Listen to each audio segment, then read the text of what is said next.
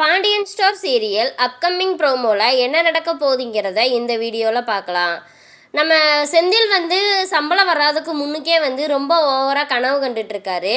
அந்த கனவு வந்து கனவுல என்ன பண்ணிடுறாருன்னா நம்ம மீனா வந்து அடிச்சிடுறாரு. அடிக்கவுமே மீனா எந்திரிச்சு உட்காந்துட்டு ஐயோ என்னை யாரோ அடித்த மாதிரி இருக்கே, யார் அடித்தான்னு தெரியலையே அப்படின்னு சொல்லிட்டு கத்த ஆரம்பிச்சிடுறாங்க.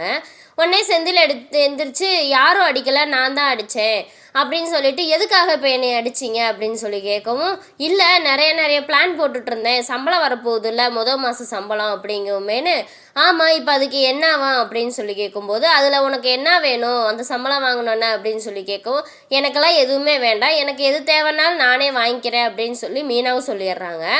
அப்புறம் வந்து செந்தில் இல்லை எனக்குன்னு ஒரு ஆசை இருக்கும்ல, உனக்கு எதாவது வாங்கி தரணும்னு, அதனால தான் கேட்குறேன், தயவு செஞ்சு சொல்லு அப்படிங்கவும், சம்பளம் நான் வர்றதுக்குன்னு 4 நாள் இருக்குல்ல, அதை அப்போ பார்ப்போம், நீங்கள் பேசாமல் இப்போ தூங்குறீங்களா அப்படின்னு சொல்லிட்டு பேசாமல் படுத்துடுறாங்க.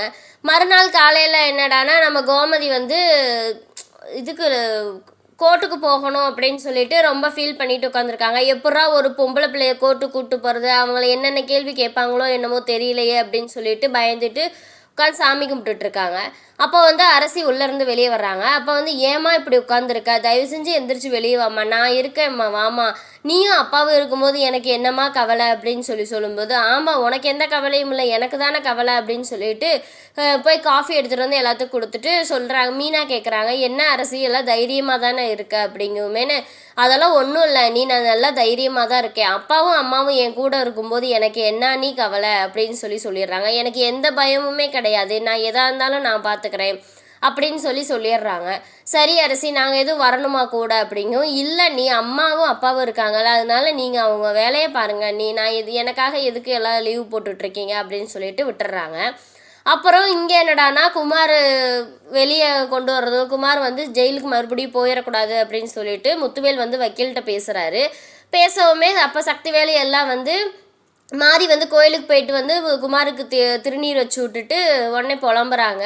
ஐயோ என் பிள்ளை இப்படி ஜெயிலுக்கு ஏற்கனவே போனதை நினச்சே எனக்கு தூக்கமும் வரல, ஒழுங்காக சாப்பிடவும் இல்லை, இன்னும் மறுபடியும் என் பிள்ளை ஜெயிலுக்கு போயிடுவானோ, என் பிள்ளைக்கு மட்டும் எதுக்கு இப்படிலாம் ஆகணும் அப்படின்னு சொல்லி புலம்பிக்கிட்டு இருக்காங்க மாறி. அதுக்கு வந்து நம்ம ராஜியோட அம்மா சொல்கிறாங்க, ஒன்றும் புலம்பாத மாதிரி, அதெல்லாம் ஒன்றும் நடக்காது, குமார் வந்து அப்போல்லாம் உள்ள ஜெயிலுக்கெல்லாம் போக மாட்டார், எப்படி இருந்தாலும் உங்கள் மாமா வந்து வெளியே கொண்டு வந்துடுவார், நீ கவலைப்படாத அப்படின்னு சொல்லுவோமேனு சக்திவேல் இருந்துட்டு சொல்கிறாரு. ஆமாம் அண்ணன் வந்து இப்போல்லாம் ரொம்ப மாறிடுச்சு, அண்ணன் பொண்ணுக்காக யோசிச்சு இங்கேருந்து நீங்கள் அவங்க வீட்டு வாசலில் போய் நின்று பேசுனீங்கல்ல, அதே மாதிரி குமாருக்கு ஒரு காவாசியாவது போய் நின்று பேசலான்னு உங்களுக்கு மனசில் தோணலைல அப்படிங்குமேனு. தம்பி குமாருக்காக வந்து உங்கள் அண்ணன் எதுவும் செய்யலைன்னு சொல்லி நீங்களா பேசிகிட்டு இருக்காதீங்க அப்படிங்குமேனு. ஏன் நீ உங்களுக்கு கோவம் வருது, அண்ணன் வந்து அப்படித்தான் இருக்காரு, நீங்களும் அப்படித்தான் இருக்கீங்க, தயவு செஞ்சு அதை பற்றியெல்லாம் இது பண்ணாதீங்க நீ அப்படின்னு சொல்லிட்டு எந்திரிச்சு போயிடுறாங்க. அப்புறம் வந்து நம்ம அந்த அப்பத்தான் இருந்துக்கிட்டு என்ன பண்ணுறாங்கன்னா நேராக போய் பாண்டியன்கிட்ட பேசுகிறாரு.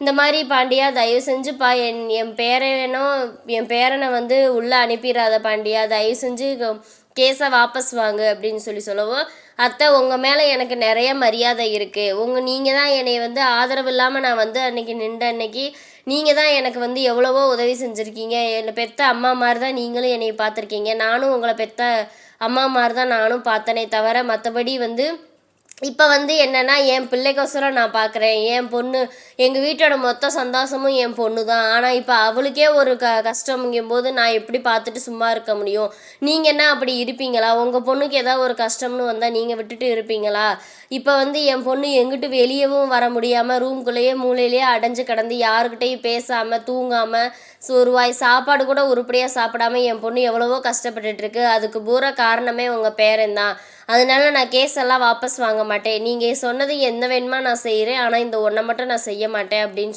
சொல்கிறாங்க. அதுக்கு வந்து அவங்க அத்தை சொல்கிறாங்க, இல்லை பாண்டியா தயவு செஞ்சு நான் சொல்கிறத கேளு, நான் இன்னும் எவ்வளோ நாளைக்கு இருக்க போகிறேன்னு எனக்கே தெரியல, ஏதோ நான் ஆசைப்பட்டு கொஞ்சம் தூக்கு வளர்த்தது இவங்க 2 பேரும் மட்டும்தான், ராஜியும் குமாரும் மட்டும்தான், ராஜியும் உங்கள் வீட்டுக்கு வந்துருச்சு, குமார் ஜெயிலுக்கு போயிட்டானா நான் என்ன பண்ண முடியும், தயவு செஞ்சு ப்ளீஸ் பாண்டியா தயவு செஞ்சு எப்படியாவது வாபஸ் வாங்க அப்படிங்கும். அது மட்டும் முடியாது, தப்பு செஞ்சவங்களுக்கு தண்டனை வாங்கி கொடுத்தே ஆகணும் அப்படின்னு சொல்லிடுறாங்க. அதுக்கப்புறம் வந்து சரவணன் எல்லாம் உட்காந்து செந்தில் கதிர் 3 பேர் உட்காந்து சாப்பிட்டுட்டு இருக்காங்க. அரசியும் வர்றாங்க. அரசி வந்து சாப்பிட்டுட்டு இருக்கும்போது கேட்குறாங்க, அரசி இன்றைக்கி நம்ம தேட்டருக்கு போகலாமா அப்படிங்கவும், ஏன்னே புது படம் எதுவும் ரிலீஸ் ஆகுதா என்ன திடீர்னு அப்படிங்கவும், சும்மா சொல்லு என் 2 படம் ரிலீஸ் ஆகுது, எந்த படம் உனக்கு பிடிச்சிருக்குன்னு சொல்லு பார்ப்போம் அப்படின்னு சொல்லவும், இல்லைண்ணே கோர்ட்டுக்கு இன்றைக்கி போயிட்டு வர்றதுக்கே எவ்வளோ நேரம் ஆகும்னு தெரியாது, அப்புறம் எங்கண்ணே படத்துக்கு போகிறது அப்படின்னா, அப்போ சண்டே போகலாமா அப்படிங்கவும், போகலாம்ண்ணே அப்படின்னு, அரசி நீ நல்லா தானே இருக்க அப்படிங்கவும், நான் நல்லா இருக்கேன்னே அப்படின்ட்டு, உனக்கு எதுவும் பயமாக இருந்துச்சுன்னா சொல்லு நாங்கள் வரோம் கோர்ட்டுக்கு அப்படிங்கவும், இல்லைண்ணே வேண்டாம் அப்பாவும் அம்மாவும் இருக்காங்கல்ல எனக்கு அதுவே போதும், அவங்க இருக்கும்போது எனக்கு என்னன்னே கவலை அப்படின்னு சொல்லிட்டு, நீங்கள் எல்லாரும் கூட நிற்கிறீங்கல்ல எனக்கு அதுவே போதும்ண்ணே, என் குடும்பம் எனக்காக நிற்கிதுங்கும்போது எனக்கு அதுவே எவ்வளோ சந்தோஷமா இருக்குது தெரியுமாண்ணே, தப்பு பண்ணவன் எப்படி இருந்தாலும் தண்டனை அனுபவிச்சே ஆகணும், அதுக்காக தான் நான் இவ்வளோ தூரம் நான் துணிஞ்சு இருக்கேனே அப்படின்னு சொல்லுவோம். ரொம்ப சந்தோஷம் அரசி அப்படின்ட்டு.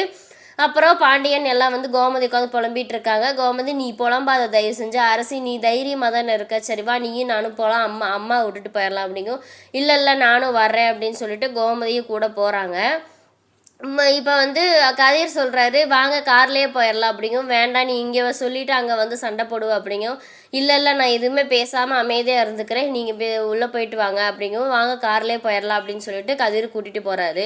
நீ இதுக்கப்புறம் வந்து கேஸ் வந்து எப்படி முடிய போகுங்கிறத வந்து அடுத்த வீடியோவில் பார்க்கலாம். இந்த வீடியோ பிடிச்சிருந்தா மறக்காமல் லைக் பண்ணுங்கள்.